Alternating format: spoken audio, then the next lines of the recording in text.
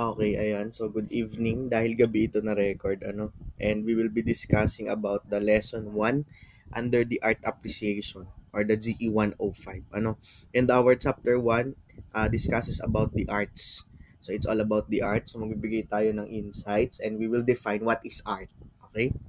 And for our lesson objectives for today, according to this, at the end of the lesson, the students should be able to first define the basic terms involved in art. So ayan, so ma-define natin what are the terms na involve ang arts. Next, identify the importance and purpose of arts in real life situations. So ma-identify nyo, ano ba yung purpose ng studying arts? Ano ba yung impact or purpose nito sa real life situation? Ano?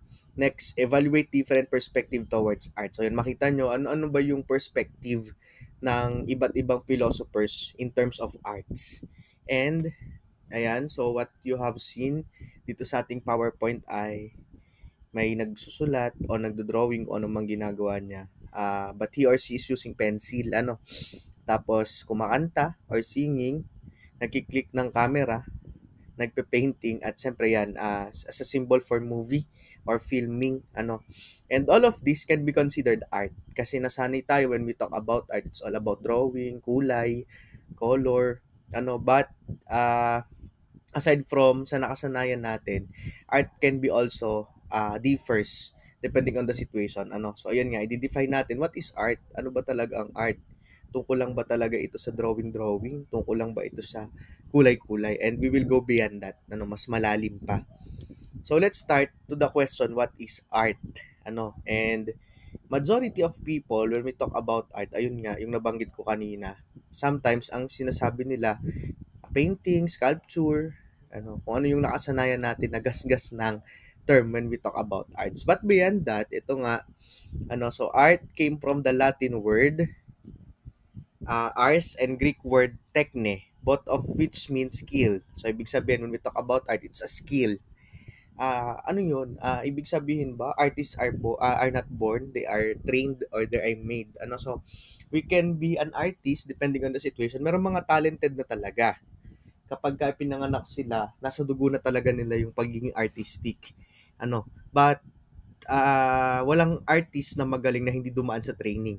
Kasi nga, di ba, practice makes perfect. And ayan, because it's a skill, syempre, nade-develop to. 'Di ba? Majority hindi marunong mag-drawing ng bata nung lumalaki dahil na practice gumagaling. Merong mga tao hindi magaling kumanta, pero habang tumatagal na pa-practice gumagaling. Sa sayaw ganun din, yung TikTok lang ng TikTok tapos makikita mo ngayon magagaling na sumayaw because art is a skill. Ibig sabihin, ito ay nai-improve. Next, art is a skill resulting from learning and practice. Ayan ngayon, katulad nung nasabi ko. And sometimes, kapag nagkakamali ka, that is the best teacher. Lalo pag nag-aaral ka na ng art, nagkamali ka, that's the best teacher kasi natututo ka. Next, synonymous with craft, cunning, and workmanship. So that is the synonyms of arts. It's all about making something out of skill. Gamit natin ay skill.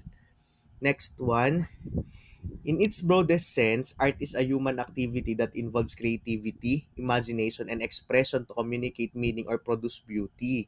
So yan, sa mas malawak daw, ang sabi dyan, human activity. So ibig sabihin, sir, ang aso po pala, di kayang gumawa ng art. Bakit? Kasi ginagamitan to ng creativity, imagination, and expression. And only humans can do that.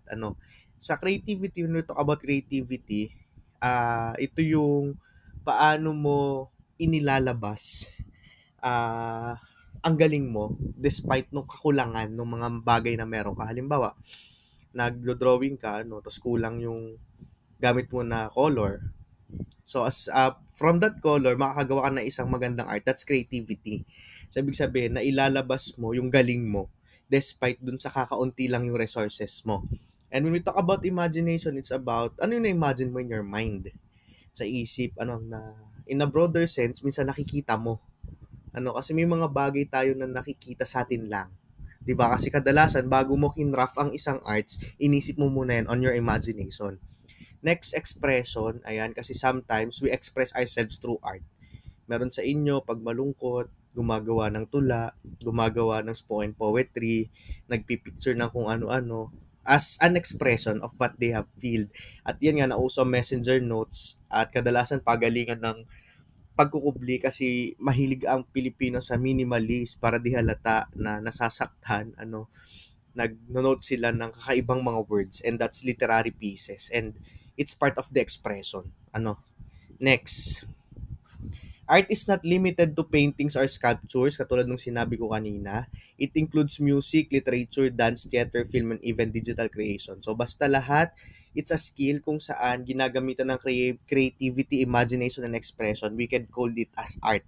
Hindi lang to nagtatapos for the visual sa painting and sculptures.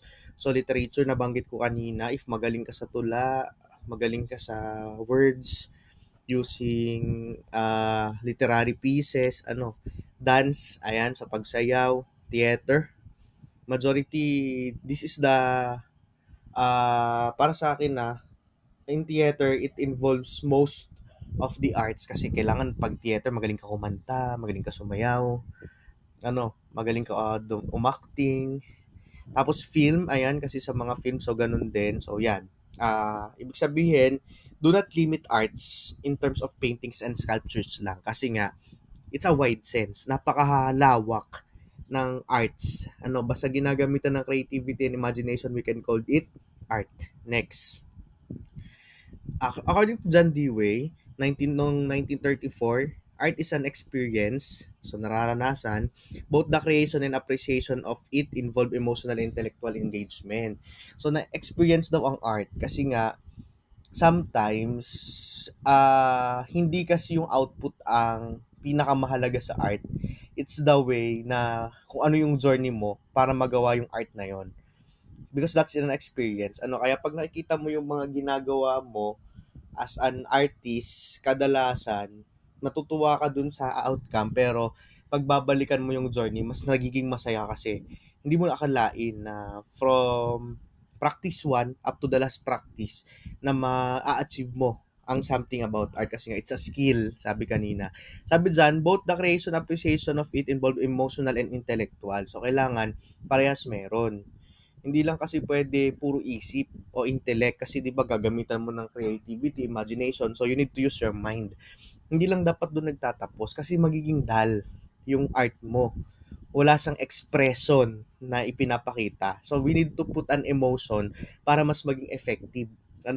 Malagyan natin ng emotion yung art para alam mo yun, emotion in motion, motion in emotion. So ibig sabihin, nabibigyan buhay natin ng art through putting emotions. Next. According to Leo Tolstoy, 1897, art is a means of communication of feeling from the artist to the audience.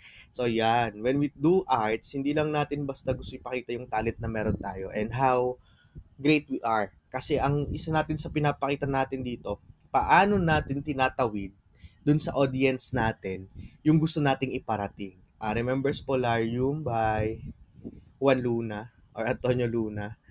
Hindi ko alam kung sinong artist sa dalawa, research ko na lang, nalimutan ko. But this Polarium, it's something na nagbibigay about history, kung gaano yung pinagdaanan at pinaghirapan ng mga Filipino sa mga Espanyol. Okay? And ibig sabihin, from that art, na ipapasa natin yung message natin from us as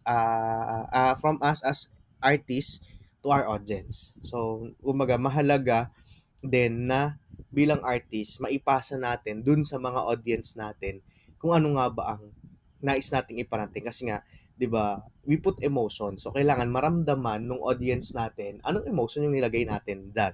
Tsaka yung meaning, kasi that's the best part.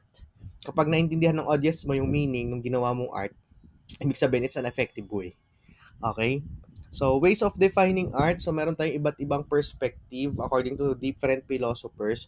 Meron silang kanya-kanya nilang perspective on how they define arts. So, simulan natin sa una, we have the mimetic or representational view according to Plato and Aristotle. So, according to Plato and Aristotle, art is a mimetic or representational view. Ano ba pag sinabi nating mimetic and representational view? So, art imitates life, it reflects reality, nature, and human experience. Example, paintings that depict landscape or daily life. Or when we say mimetic or representational, para kay Plato and Aristotle, art imitates life. So, ibig sabihin, kung ano yung araw-araw mong ginagawa, yun yung ginagawan mo ng art. So, ano yung halimbawa dyan ngayon? Paintings ng landscapes. Kasi di ba may mga plantita ba dito? Ayan. Mga plantita, plantito, nature lover. Ano? Kapag sinabi natin kasi mimetic and representational view, ang art para sa kanila, they define arts as imitation ng araw-araw na ginagawa. Ano yung halimbawa? Halimbawa, nagpainting siya ng babaeng nagtatanim ng palay. Okay, gumawa siya ng isang kanta tungkol sa yung Mamang Sorbetero.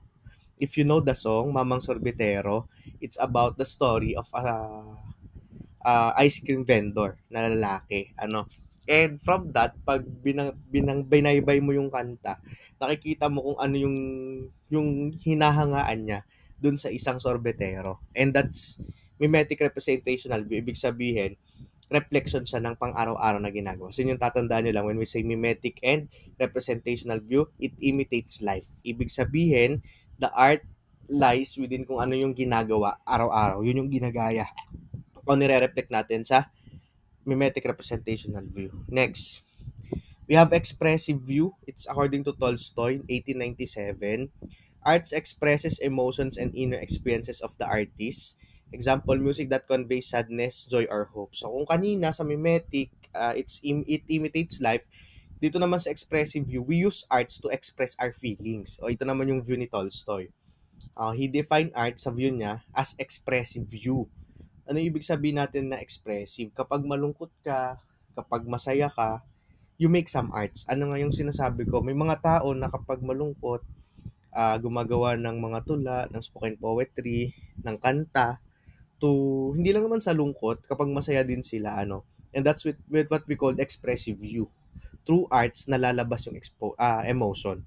No, so self-explanatory naman, we say expressive, ibig sabihin lang, you use arts to express something. That's expressive view. Okay, next. When we say functional or pragmatic view, according to Dewey, 1934, art serves as a purpose to educate, to inspire, to heal, or to entertain. Example, religious art used in rituals or propaganda art in politics. So yan, when we say functional pragmatic view, may functions yung arts kung bakit sa ginawa. May purpose. So yan yung pwedeng to educate, to inspire, to heal, or to entertain. And ayan, so mga example nito is a worship song. The main function of it is to worship God.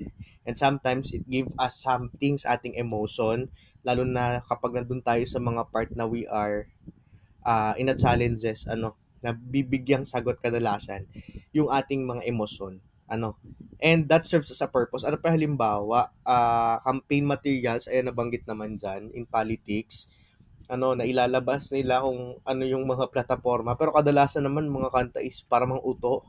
Pero that's their function. Kasi nga, functional o pragmatic view, may function yung arts. Hindi lang sa, kung sa mimetic, representational ng araw-araw na ginagawa. When we say expressive, ine-express mo yung emotion. Dito naman sa atin sa functional, pragmatic view, hindi lang basta imitation, hindi lang basta expression ng sarili o ng damdamin, but may function yung arts. Ginagawa to for a purpose. Okay? Next, formalistic structural view according to Clive Bell, 1914. Art is about its formal qualities, line, color, shape, or harmony. Beauty and meaning come from its structure, not necessarily from its subject matter. So yan, when we say formalistic structural view, ito naman hindi siya nakafocus sa kung ano yung ano masterpiece. The focus of formalistic or structural view is paano ginawa. Okay, kaya nga sabi dyan, line, color, shape, and harmony. Parang hindi mahalaga para sa mga formalistic at structural view kung ano yung pinaparating ng arts o kung ano yung subject matter. The most important, paano ginawa. Ano, so they are focusing, ibig sabihin, sa technicalities ng arts.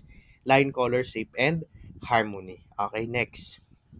Institutional o conventional view, according to George Dickey, 1974, art is what society or the art world recognizes as art. Example, a urinal display in a museum by Marcel Duchamp is considered art because the art world accepted it. So yan, so when we say institutional and conventional view, parang walang something na paano ba explain to?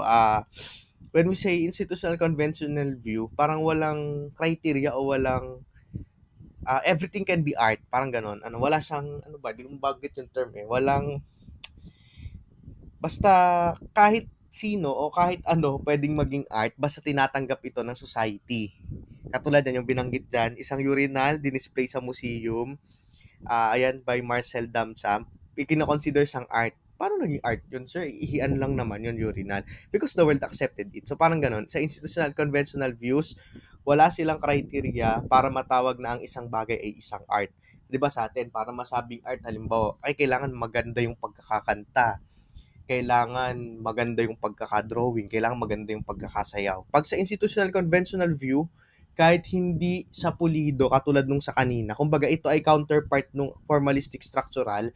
Kung formalistic and structural ay nakafocus sa technicalities ng art, kumbaga line, shapes, colors, dito sa institutional conventional view, wala silang pakialam kung paano ginawa yung art. It's about the subject matter, basta tinatanggap siya ng society, kaya institutional. Okay? Tinatanggap siya ng society na art ito kahit hindi mukhang art para sa marami, pero maraming tumatanggap, they called it art. Okay? Next. Some comments about arts. Art is universal, found in every culture across history. So lahat naman, we are formed by arts. Majority nga eh, di ba? Sa art natin nakikita yung history. Ano yung example? The burial, the early Filipino burial o paglilibing, kasi we have the manunggul dyan na nahukay kung saan may drawing ng taong namamangka because they believe na once namatay ang isang tao, naglalakbay sila sa dagat. Hinahatid sila doon, So, art is universal. We can found it anywhere and across history. Sadyang may mga remains about arts noong unang panahon na napagtanto natin na ito yung history because we found artifacts and mostly ng artifacts ay arts. Next, art is dynamic. Definitions of art change over time and across societies siya, nagbabago. Kasi kaya nga meron tayong contemporary arts na tinatawag. It's because the arts nowadays are different from the arts before. Nagpabago sa dynamic sa nagbabago sa as time passes by. Ano yung halimbawa? Yung pag dati tula-tula lang pero 'di ba nauso yung spoken poetry. Okay, pero ngayon kung makikita nyo, lalo sa TikTok, umuusbong ang pagsayaw, nagbago na din yung style ng mga sayawan. And that's because art is dynamic. It changes as time passes by. Next. Art is subjective. Beauty and meaning vary from person to person. Ayan. So when we say art, it's a subjective, hindi siya objective. Pwede siyang i-express depending dun sa audience kung paano niya ine-express yung nakita niya. Halimbawa, merong isang painting ng lalaking nagtatanim. Pwedeng i-express nung isa, it's about kasipagan kasi nagtatanim. Okay? Pwede na ma-express nung iba, it's about the farmers kasi gustong bigyan ng highlights yung farmers. Okay? Pwede din naman sabihin ng iba, it's about poverty o kahirapan kasi bata pa nagtatanim na. So it depends. Wala siyang official meaning. When we say subjective, yung meaning nung kanta, yung meaning nung arts ay nagbabago depending kung paano siya tinatanggap nung audience. At pwede siya magbago from one person to another. Okay? Art is powerful. It can inspire revolution, shape identities, and reflect values. Ayan. Through arts, marami tayong tututunan. The artist can convey messages na pwede nating magamit sa pang-araw-araw na buhay because it's powerful. Kumbaga minsan, the art is life-changing. Natutulungan tayo na may mabago through arts kasi minsan na-inspire tayo. Okay? Art is essential. It provides meaning, emotional release, and cultural continuity. So, ibig sabihin, dun sa essential part ng arts, ang maganda sa kanya, they help us. Not just to express, kasi di ba minsan may mga tao na hindi nila alam kung kanino nila sasabihin yung nararamdaman nila. So, they express it through arts. Pero beyond that, kadalasan, ang pinakamaganda dito is, aside from the creativity, natututo tayo from one another. Okay? Kasi minsan may mga nire-release, halimbawa ako, mahilig ako gumawa tula kunwari o ng spoken poetry. Once nabasa to ng audience ko, mali mo, merong katulad ko yung nararamdaman. And from my masterpiece, matuto siya na hindi sukuan yung buhay. Kumbaga natututo tayo sa isa't isa, not just to express, but syempre yung nakikita nating art sa ating paligid. Kaya this is essential. And ayan. So, why do we need to study art appreciation? Sa tingin nyo, as college student, talk about arts, di ba? Nabanggit natin yung iba't ibang views about arts, nabanggit natin yung ibang comments about arts. We define arts according to the objectives na binigay natin ngayong araw. So, why do we need to study art appreciation sa tingin nyo? Okay? So, in this question, you need to answer this. But, you will answer this siguro in the Google Classroom as serves as your attendance today. Na panood nyo yung ating video presentation. Okay? So, ayan. So, why do we need to study art appreciation? I-announce ko na lang kung saan nyo to sasagutin. But, you need to dig deeper. Because we define arts kanina, iba't ibang views pinakita natin of how they are going to define. According to philosophers, they define arts like that, okay? And for you, anong kahalagahan ba, sir? Ako naman ay BSOA. Ano ba ang kahalagahan na aralin ko yung arts? So you need to think about that kasi pag-uusapan natin din yan on the latter part of our lesson. So for your activity 2, ang bilis. For activity 2, you need to create a digital slogan about the importance of arts in daily life. So alam niyo naman pag sinabi natin slogan, di ba? Okay, so when we say about slogan, it's a two rhyming words. Two rhyming words, sorry. One line na rhyming. Halimbawa, ang batang makulit, pinapalo sa puwet. Ayan. So, may rhyming words. Tapos, on a background, so para sa poster, maglalagay kayo ng iba't ibang character. Okay, dun sa poster kung saan nakapatong yung letter. Okay? But you will do it in a digital way. So, ibig sabihin, hindi kayo gagamit ng paper and pencil or paper and markers. You have to use different applications like Canva, ano pa ba? Canva, Photoshop, Word, Publisher, kung saan kayo mas gamay. Hindi rin ako nagbigay ng sizes kasi ayokong ilimit ang creativity nyo about art. Okay? So, kahit anong size, kung kasing laki ng tarpaulin ang gusto nyo, go for it. So, hindi ako nagbigay ng para hindi malimitahan. So, for your grading, this is the criteria. Number 1, for the message, 10 points. So, ano ba yung message na pinaparating nyo? Pag nabasa ko ba ito, nakikita ko na agad yung mensahe. Next, creativity, 15 points. So, paano nyo ilalabas yung galing nyo?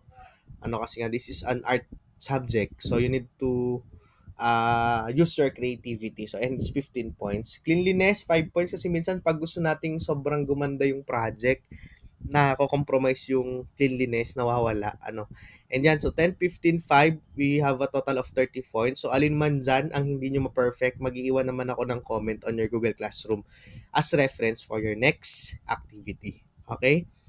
So, that's all for today and thank you so much. Mag-comment sa YouTube video na ito para patunay na kayo ay nanood. Thank you.